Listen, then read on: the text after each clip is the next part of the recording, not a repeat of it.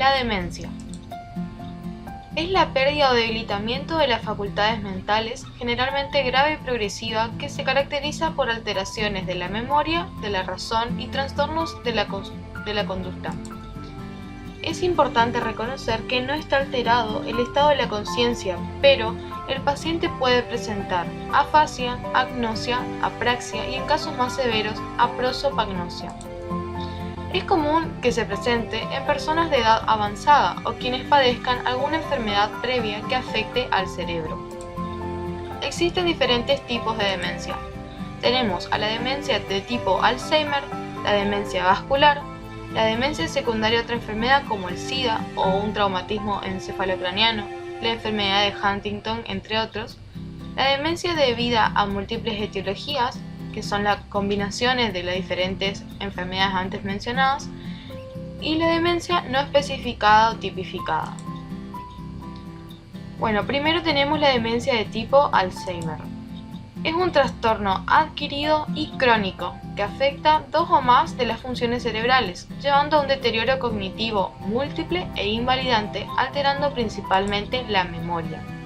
Es la que se observa con mayor frecuencia y llega a constituir 50-70% de las demencias.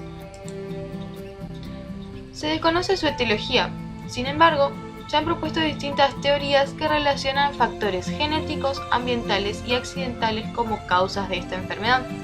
Se produce generalmente una pérdida neuronal masiva, afectando principalmente a zonas del hipocampo cerebral, explicando así la afectación de la memoria a corto plazo que experimentan estos pacientes. Bueno, su diagnóstico es fundamentalmente clínico, requiriéndose evaluaciones de afectación cognitiva, afectación conductual, afectación de ritmos diarios, sueño-vigilia. Es decir que los estudios complementarios no nos sirven demasiado para diagnosticarla.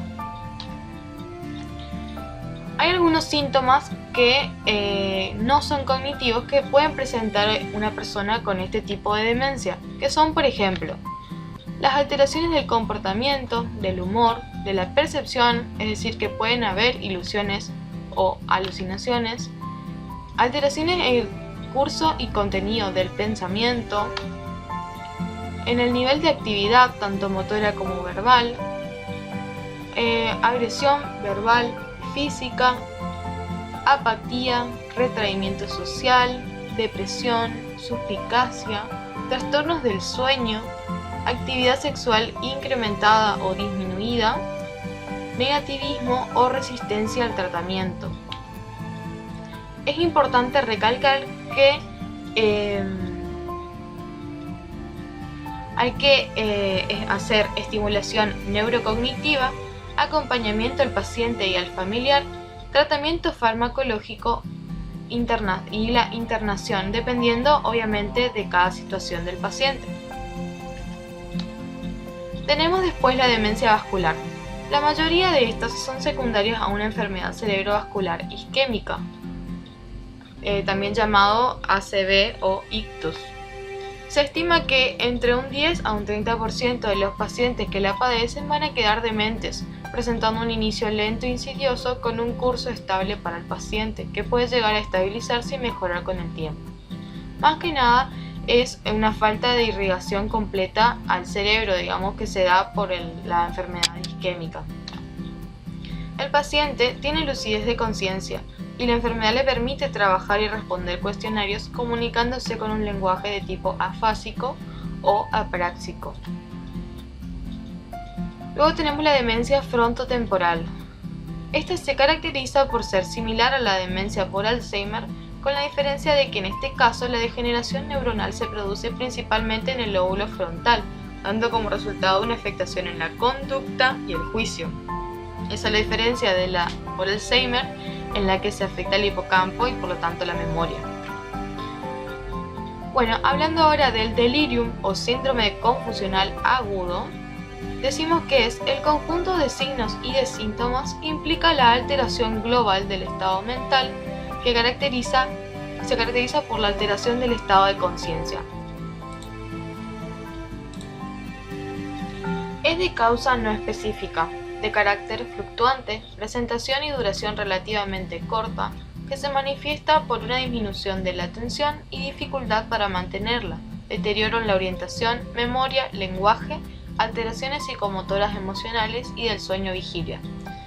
En esta característica encontramos lo principal para diferenciarlo de la demencia.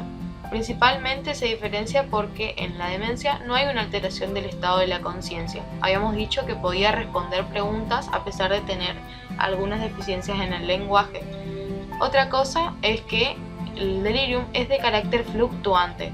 Eso no se ve en la demencia, ya que es una enfermedad adquirida y crónica, es decir, que se mantiene, es constante.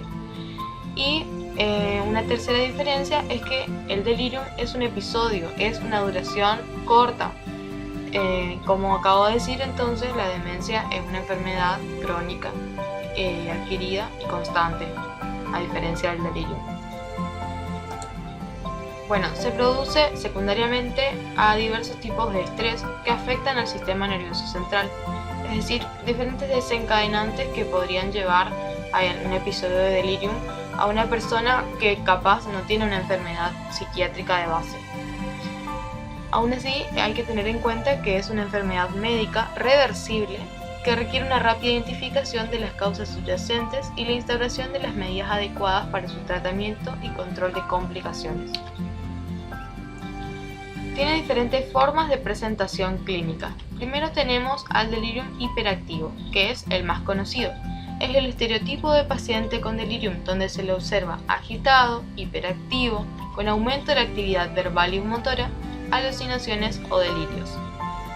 Es decir, esta es la forma que más cotidianamente se asocia al delirium, pero no es la única. Tenemos otro tipo de delirium que es el llamado delirium hipoalerta o hipoactivo. Este está dominado por síntomas de somnolencia e inactividad, puede ser más difícil de reconocer y está asociado con peores resultados que el delirium hiperactivo. Este, como dice, es más difícil de reconocer y esto se da porque se lo suele confundir con, por ejemplo, que la persona esté cansada o con otro tipo de enfermedades, pero aún así tiene las mismas implicaciones o complicaciones que el delirium hiperactivo. Como conclusión, los integrantes de ambos grupos concluimos que en el práctico pudimos reconocer la importancia de diferenciar estos trastornos en el adulto y el adulto mayor, tanto para la realización de un correcto diagnóstico clínico como también para brindarle al paciente y a sus familiares información necesaria acerca del tratamiento a seguir. Gracias.